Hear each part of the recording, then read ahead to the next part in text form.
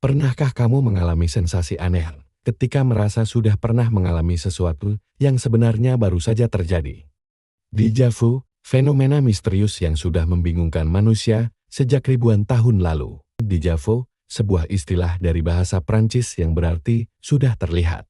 Dalam pandangan mistis kuno, déjà vu sering dikaitkan dengan reinkarnasi. Banyak yang percaya bahwa sensasi ini adalah serpihan ingatan dari kehidupan masa lalu kita. Beberapa budaya bahkan menganggapnya sebagai semacam wahyu kecil atau pesan dari alam spiritual. Namun, tidak ada bukti ilmiah kuat yang mendukung hal ini. Kepercayaan semacam itu lebih banyak dipengaruhi oleh mitologi dan keyakinan spiritual masyarakat pada zamannya. Tapi tunggu dulu, sains modern punya penjelasan yang lebih masuk akal. Otak kita memiliki sistem memori yang kompleks, ada memori jangka pendek dan jangka panjang. Kadang, informasi yang kita terima bisa mengalami kesalahan rute, masuk ke memori jangka panjang lebih dulu. Sehingga otak kita merasa kejadian itu sudah pernah dialami sebelumnya. Seakan-akan otak kita sedang melakukan glitch atau error kecil, sehingga yang baru pertama kali kita alami terasa seperti kenangan lama. Yang menarik, déjà vu lebih sering muncul saat otak kita sedang lelah atau stres. Penelitian menunjukkan bahwa orang berusia 15-25 tahun lebih sering mengalaminya, mungkin karena di usia ini otak masih sangat aktif memproses dan menyimpan informasi baru. Selain itu, ada juga teori psikologis yang mengatakan bahwa déjà vu bisa muncul karena adanya kesamaan pola, tempat, atau situasi dengan sesuatu yang pernah kita alami sebelumnya. Hanya saja otak tidak bisa mengingat detailnya dengan jelas. Ternyata, déjà vu punya beberapa saudara. Ada déjà vu, perasaan pernah mengalami suatu kejadian. Déjà sante, merasa pernah merasakan emosi tertentu. Dan déjà visit, keyakinan pernah mengunjungi tempat yang sebenarnya baru pertama kali kita datangi. Fenomena ini menunjukkan betapa rumitnya otak manusia dalam memproses waktu, tempat, dan emosi. Kasus-kasus medis memberikan petunjuk menarik. Pasien epilepsi sering melaporkan déjà vu sebelum kejang. Para ilmuwan bahkan berhasil memicu sensasi déjà vu dengan stimulasi listrik di area tertentu di otak. Ini membuktikan bahwa fenomena ini memang berkaitan dengan aktivitas neural spesifik.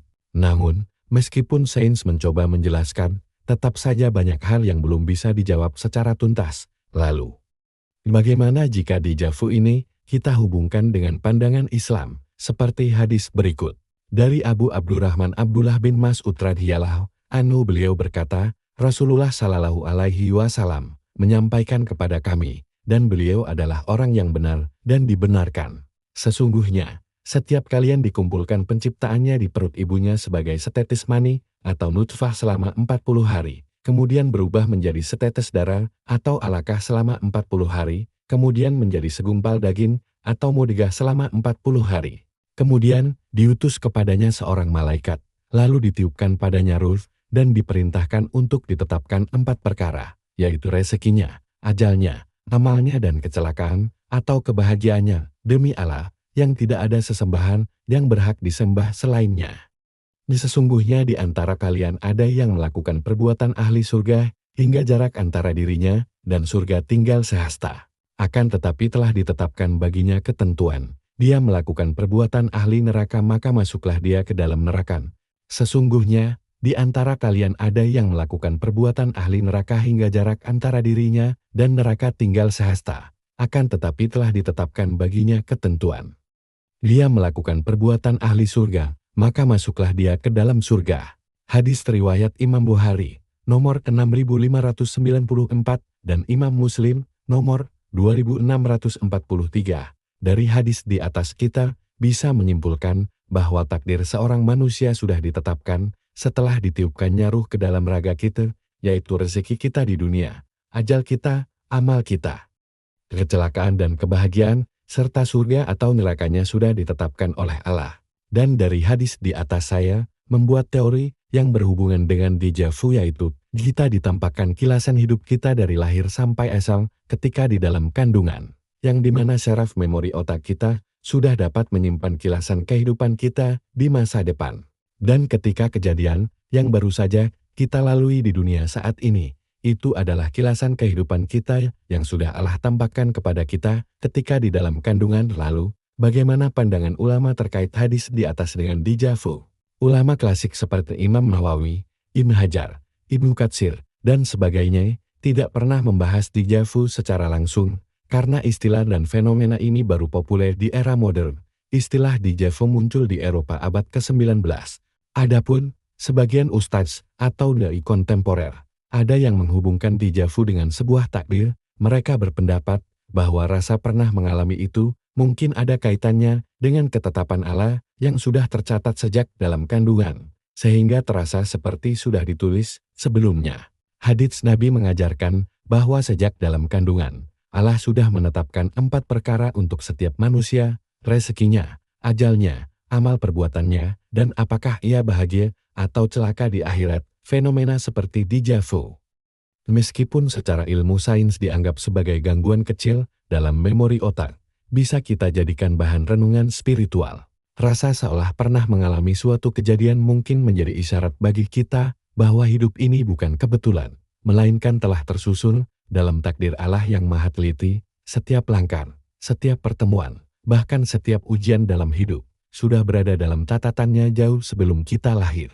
Maka ketika kita merasakan déjà vu, hendaknya kita ingat bahwa Allah telah menulis perjalanan hidup kita dengan sempurna. Dari sini, seharusnya lahir keyakinan bahwa yang perlu kita lakukan hanyalah berusaha dengan sebaik-baiknya, memperbanyak amal saleh, dan mendekatkan diri kepada Allah.